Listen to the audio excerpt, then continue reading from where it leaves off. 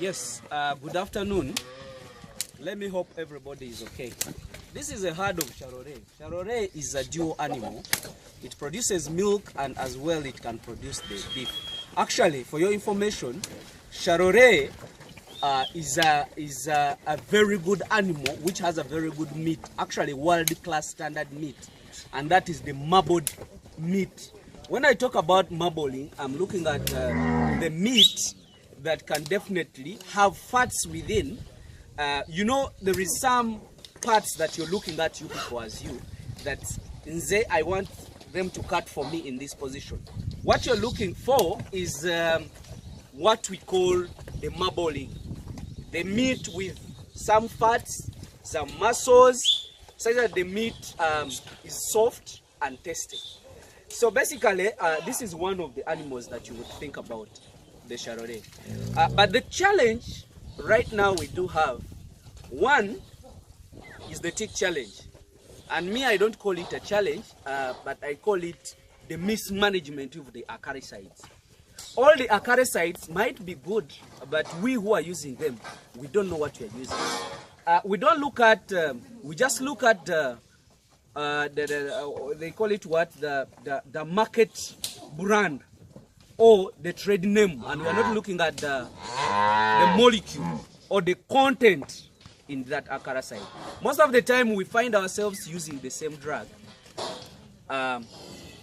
all the time. You might be looking at milbitraz and then you're using amitraz when they all belong to the same class of amidins. So what do I say is, if that challenge is existing and resistance of the ticks are there, what we are looking at is how do we prevent the most dangerous disease, because I know most of the threats we have are all about the theriodiosis, which is the ECF or the East Coast fever.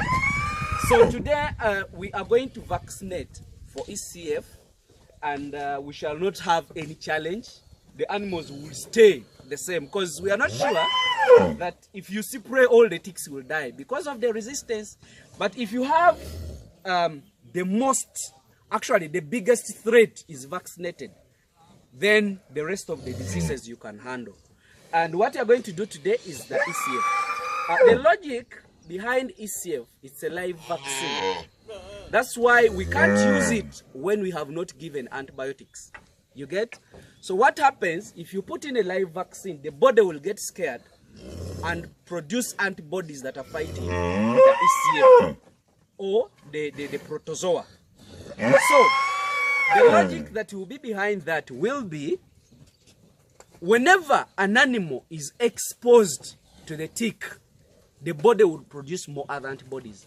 Most of you have vaccinated for ECF and you resorted to spray every week. Other people are spraying every day, which is not even good.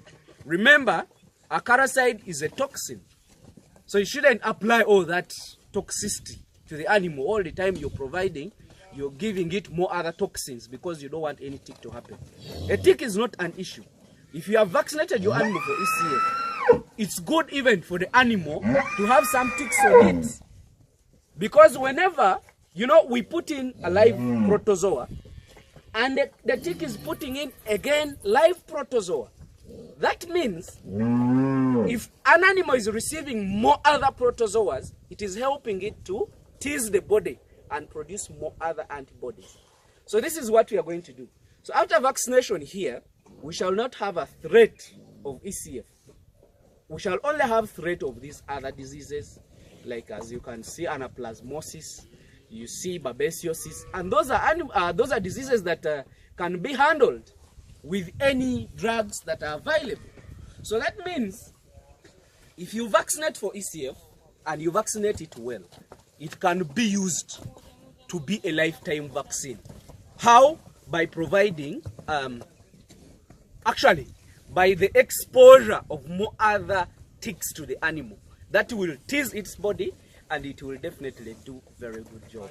So, if we vaccinate here, we shall not revaccinate for ECF, because the ticks are more and it's going to be teasing the animal more times So the protozoas will be existing in the body and the animal will not have any effect. So this is what we are doing.